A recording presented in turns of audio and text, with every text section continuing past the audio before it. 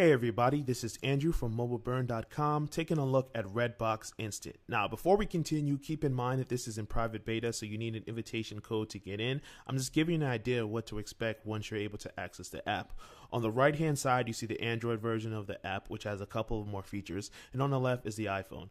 On Android, in addition to being able to watch subscriptions, you can also see rent and buying options for streaming, and you can also browse physical DVD locations. So if you need a Redbox kiosk to rent a DVD for tonight, it has that feature built in.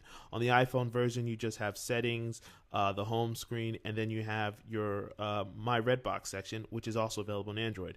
This is where you go to see your reminders, finish the movies that you started watching, you see bookmarks, and also you can also browse to the stream and add to this very easily.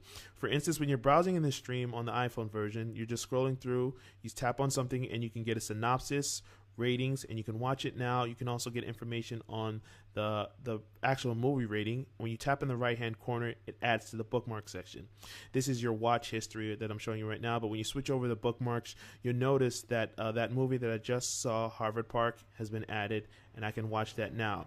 Or I can go to Dashboard, which is all-encompassing and includes my purchases that I've made as well.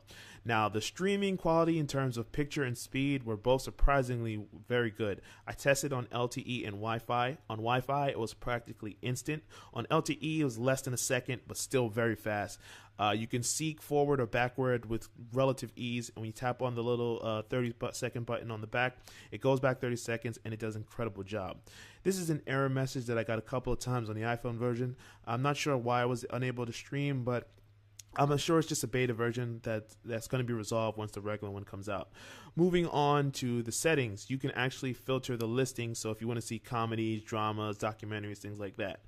In the top, there's going to be featured movies that you can scroll through horizontally, or you can have a vertical list of movies, and you can organize those according to name, fan rating, or release date, so the newest ones will come to the top. You can also change the formatting to only show HD content or SD content if you're willing, and you can also change the rating like PG-13, R, stuff like that.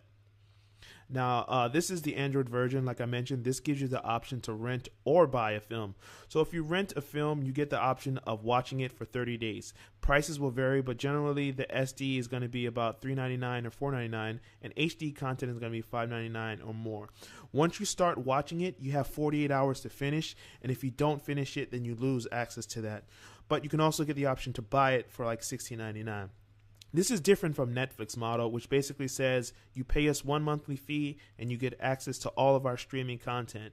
Redbox does something a little different. They have movies that are available for subscription for $8 a month, but it also gives you the options to buy newer movies or rent newer movies as well directly from within the app. One problem that you will run into is Netflix obviously has way more choices, TVs, everything. But you notice on Dark Knight, Netflix doesn't have that movie, but Redbox Instant does. So that's one advantage it has. Some things will be a little more current, but as far as the total number of choices, it just doesn't match up. When you browse through your account, you can see your credits. So if you want to rent a physical DVD tonight, you can do that. You can also change the preferences, switch it between filtering for kids or adults, things like that. Personally, I think this is a good idea, but it's just not where it needs to be. The number of choices aren't as high as Netflix.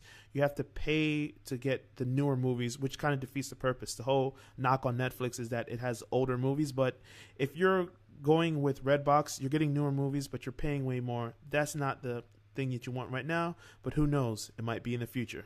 This is Andrew from MobileBurn. If you enjoyed the video.